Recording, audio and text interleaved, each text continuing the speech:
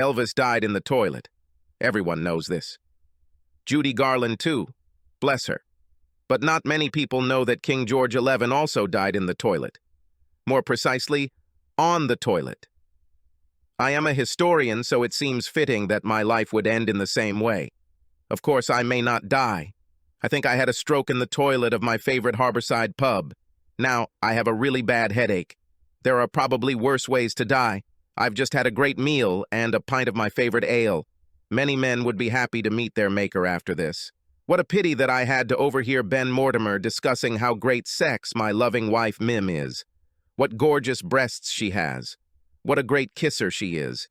After 32 years of marriage, I knew all this, of course. But I would like to die without knowing that someone else knows it too. It's even harder to realize that a 19-year-old knows this boy. A boy I once taught. Of course, I may not die. I can survive. If I survive, I'll teach Ben Mortimer a lesson he'll never forget. Little asshole. I don't often go to the pub alone, usually with friends or Mim. But that time, she was visiting her parents for an overnight stay. So in order not to cook for myself, I decided to have dinner at the pub. Steak and potatoes, if anyone is interested. I am a history teacher at a local secondary school in North Yorkshire. I've been working there for over 30 years. I often teach the children of the same children I taught before. Haven't taught their grandchildren yet, but that's probably not far off. I noticed Ben Mortimer and his friend Kieran Yates propping up the bar. I quickly did the math and realized that about 3 years had passed since I last taught them. They are now over 18, so they are allowed to drink. After the meal, I walked over and chatted with them to see what they were up to now. It turns out they both work in a cookie factory just like Mom. They are in the workshop, and she works as the secretary to the managing director. Kieran chuckled into his beer when I asked if they knew her. Ben said he saw her several times when he had to report to his boss. "She's a nice woman," he said. We laughed, and I bought them both drinks during our conversation. I said goodbye and decided to stop by the toilet on the way.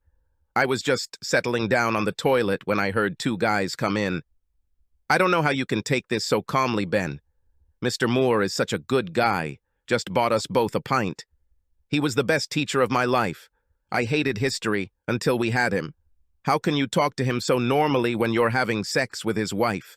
Because I also think he's a great guy, so I don't do anything to hurt him. I really like him too, really. But it's still wrong. Look, I'm doing him a favor, buddy. It's not my fault that he can't get up anymore, right? I'm kind of his stuntman. I give her what he can't, and believe me, if it weren't for me, it would be someone else. I'm not threatening their marriage, am I? A 53-year-old woman wouldn't want to run away with me any more than I would run away with her. Better me than some old guy who could become a real threat. I'm doing them both a favor, and I still think he's a good guy. Would you like to see his collection of artifacts? He has some really cool stuff in his home office. You'll like it." Suddenly, Ben and Kyle were delighted with my toys, like the children they still were, and delighted with my toys and also with my wife. The thing with Mrs. Moore is sex. Pure and simple. Fantastic sex, but nothing more. After talking a little more about the delights of my wife's body, they left. The tingling became more and more intense. Luckily, someone came in shortly after, and I was able to get their attention. I think I told them to call an ambulance. That's how it sounded in my head, but not in reality.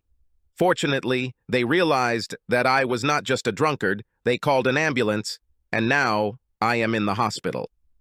I leaned back on the pillow and thought about Mom and me. We have been married 32 years, got married on Mim's 21st birthday. We don't have children. It was a disappointment for me, but not for Mim. She didn't want children. I wanted to, but I wanted Mim more. She was enough for me. She was always enough. I thought that I was enough for her. I thought until I stopped. Not having kids meant we could travel and do whatever we wanted, whenever we wanted. It gave us a sense of freedom that other couples our age with children to support did not have. It also gave us some extra income for the game. Although we are not rich, we managed our mortgage easily and paid it off many years ago. We have a good house. Not huge, but we don't need that much space for the two of us. In fact, we didn't even need 2 spare bedrooms. One of them was used by Mim as a dressing room. She had beautiful clothes and loved to look good. The other spare room was my home office. I have always been interested in history and kept my collection of military maps, memorabilia, and other artifacts and collections there. It's not as bad as it seems, I swear. All were once used in school lessons. Tools of my trade, if you will. Mim was just glad that it was all kept there, and that all my junk didn't encroach on the rest of the house. I took pride in being a good teacher. I knew that my love for history was not shared by many to the same extent. Those who do not experience such passion consider it a dry subject. My mission is to make it as fun and relevant for the kids in my classes as possible. I think to some extent I succeeded. I tried to make it fun and interesting. I don't want to brag, but my popularity with children sometimes caused a little professional jealousy. But I dealt with it. If sometimes the children liked me more than my subject, I didn't mind. They were still learning. I myself am of average build. I keep myself in shape, but Mom has always been a beauty to me. She was an ordinary young woman, but she has aged very well. She always had big breasts. When we first met, she complimented me on how I always looked into her eyes. Most guys stare at her breasts. I didn't want to admit that I was just really good at looking at them every time she looked away. Every time. Her breasts had fascinated me since we first met 34 years ago. I respected them. I better take a few deep breaths. They make it possible to keep my blood pressure normal. Mim and I have never had anyone else. Well, at least for me. When we met, I was a virgin. We have always had a very good sex life. Unlike most couples, we maintained the same pace as we entered our 30s and then 40s. We both had a strong sex drive, and without the distractions of children, we continued to live as we had in the early years of our marriage. We were never bored, we experimented, and gave everything a new edge. This was until Mim turned 40 and went through menopause. It was a very hard blow. She really didn't take it very well. At this point, our love life stopped completely. I wasn't even allowed to touch her. If I tried to hug, then I only want one thing. And if I offered to make love, then I was an insensitive bastard. Don't I guess how she feels? Well, no, I had no idea, but as a loving husband, I tried my best to support her. So we went from a very busy sex life to a dead bedroom. There was no sex for 2 years. I suggested putting a bed in my office to leave her alone. To be honest, I thought she would be happy. She could set the bedroom temperature to her desired temperature and not be afraid that I might pounce on her at any second. When I suggested moving temporarily, I became the personification of evil. I reject her. I don't care. I'm cruel. Let's just say I never moved out of our bedroom. No, I stayed, freezing, upset, but happy that in my useless life I was a husband who supported her. Suddenly, like a spring flower awakening at 52, everything was right again for Mim. The menopause fairy flew off to find her next victim. She left Miriam with a few extra curves that suited her very well. Unlike some women, the menopause fairy also left Mim with a renewed sex drive. Unfortunately, over the years, I seem to have lost my erection, if not my desire. At first, I thought it was just from lack of use. But no, it was erectile dysfunction. My doctor at the time was young and completely unsympathetic. He did not reassure me and did not help to somehow alleviate my fate. Clearly, he thought that this old stump shouldn't worry about such things. He explained that this was a side effect of my blood pressure medications and that I would have to live with it. He was very correct. I was shocked. I felt embarrassed and humiliated. It was hard enough to go and ask for help. I decided to look at this from a strategic perspective. I can either give up making love completely or adopt a new way of making love to my wife. My pleasure is her pleasure. I still have my hands and my tongue, don't I? I missed closeness and intimacy with Mim for so long. I wasn't going to lose them again. We continued to make love, but in a different way. Don't they say that the largest sexual organ is the brain? We made love 2 to 3 times a week. I regained my confidence and pride that I could still give her such pleasure.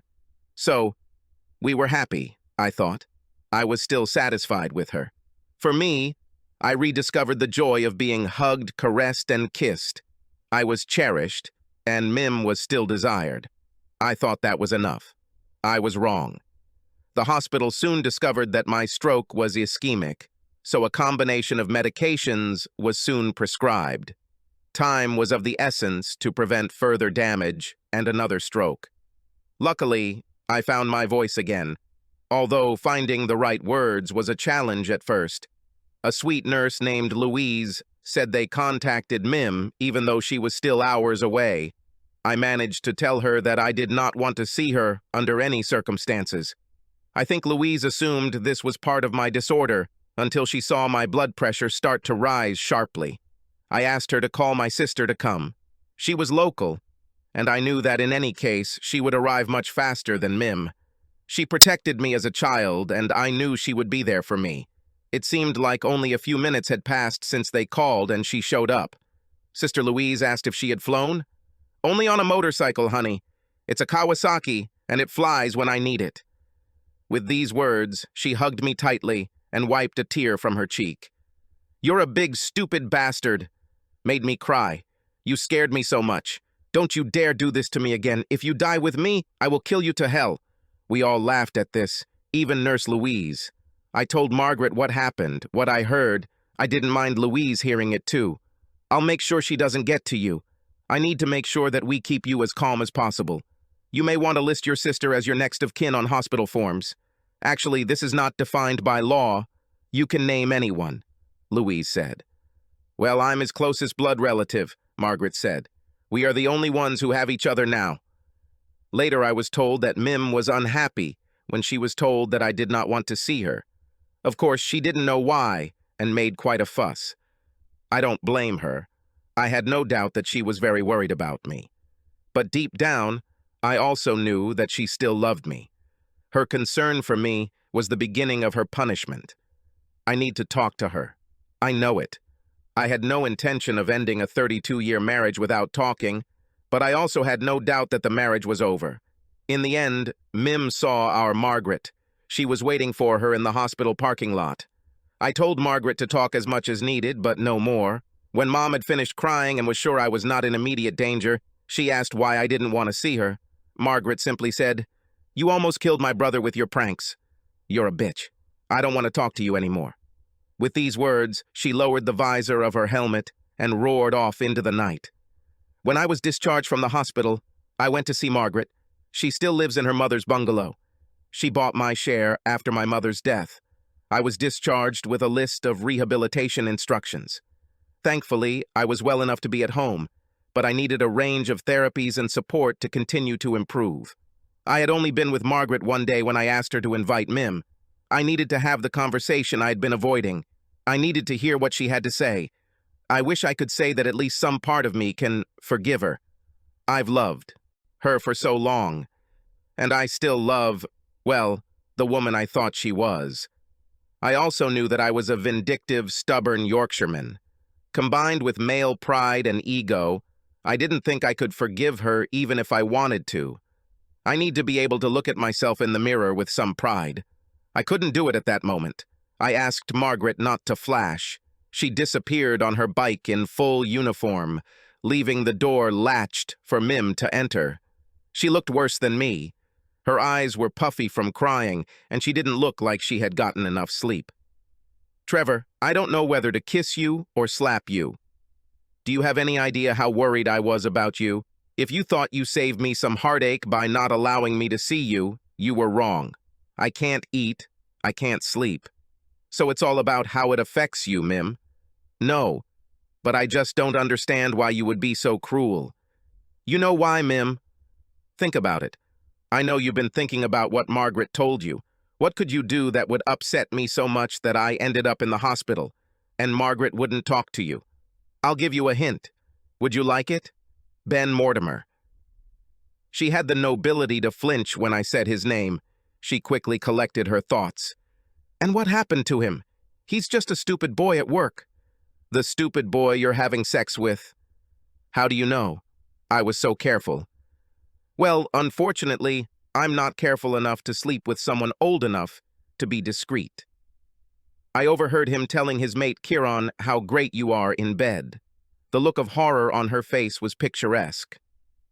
I'm so sorry you had to hear that. It must have been terrible for you. Well, it was so bad that I was admitted to the hospital. Darling, you shouldn't have let this get you down. It's okay. It doesn't mean anything. Means nothing to me. For us. I don't have any feelings for him. Except passion. When I had the opportunity to have real sex, I couldn't resist. Couldn't or didn't want to. You left me for 2 years without sex. 2 years. It wasn't my fault. This is menopause. At this point, I actually lost control. And it wasn't my fault. It was because I was sick. In sickness and in health, remember that, leaving all others? Doesn't it remind you of anything? It's okay for me to be dissatisfied, but not for you. So, what? My God, your selfishness is incredible. The real difference is that you left me without affection, without hugs, without kisses, without anything for 2 years. I still loved you. I was still there for you. You abandoned me for 2 years and completely rejected me. You threw me away, Mim, and now you've done it again. She turned away, unable to look at me. Just imagine what it was like for me to listen to a couple of guys laughing at my wife, talking about her like she was some kind of street slut. Conversations about my most personal medical situation. How do they laugh because I can't? Do things with him that you haven't done with me in years, in my own home. You even let that little shit into my private office. What have I done for you other than love? What did I do to you to deserve such disrespect? Everything was wrong. You're twisting everything. I didn't disrespect you. I just used it. It didn't affect my love for you. It was separate. It was sex, that's all. Just sex. So, no tenderness? No real intimacy? Yes, exactly. Only the physical act. I waited until I was sure she was looking me in the eyes. Mim, you are mistaken. No real intimacy. I think letting someone else into your body is probably the most intimate thing you can do. What about kissing? What about kissing? Do you care about kisses? She snorted. You know that historically, women of easy virtue do not kiss their clients because it is considered too intimate. Are you saying that I'm such a woman? I've only slept with 2 men in my entire life. With you and him. Is this to calm me down? I saw her anger rising. Enough about this. You're just being disgusting. You're starting to piss me off, Trevor Moore. Go and get your things. Now you will go home with me. We must forget all this nonsense and return to normal life. What do you consider normal, Mim? Is it normal when you have sex with teenagers in our bed? Or normal when I had a faithful, devoted wife? I can't quite imagine how much you'll freeze your head if you choose the latter. You're acting ridiculous right now. You're coming home with me. No, I need to take care of you. I can't stand it when you need me. I'm not coming home, Mim, and I definitely don't need you. I love you, I can't help it. I would really like to, but I don't need you, and I certainly don't want you. You can't be serious. Yes. You don't seem to realize what you've done to me, our marriage, or our love. The fact that you don't seem to attach any importance to your actions told me all I needed to know. Our views and needs are too far apart. I'm shocked that you didn't even ask for forgiveness. I'll be honest with you. You deserve it after all these years. Even if you threw yourself at my mercy and begged for forgiveness, I doubt it would make a difference. But we'll never know, will we? Basically, you don't feel like you did anything wrong. You're sorry I found out, but you're not sorry you did it. That's why our marriage is over, and that's why I'm divorcing you. You took something very valuable to me and broke it without any respect. I just can't give you what you need anymore. Therefore, I free you so that you have all the opportunities that you need. I'm also freeing myself since obviously being married to you is very dangerous for my health. The conversation could end there, but of course, real life is not like that. Mim isn't finished yet. You are saying nonsense. There will be no divorce. You're coming home with me. Now. I love you and I need you. You can't throw away 32 years of marriage over this. I can't believe you could be so selfish. It was nothing. Nothing. That's the problem, Mim. For me, it was something. The level of disrespect you showed me in my own fucking home? Incredible. Am I an egoist? Now back off before she hits me again. Shortly after she left, I heard Margaret returning on her bike. She drove straight into the garage but did not enter the house. I went into the garage myself to tell her what happened. She was just driving a screw into the rear license plate. Don't ask, she smiled. I was just preparing a small gift for my beloved brother. Just for my brother. Well, you will still be my favorite. So, what did my ex-daughter-in-law want to say in her defense? Did you offer a sincere apology?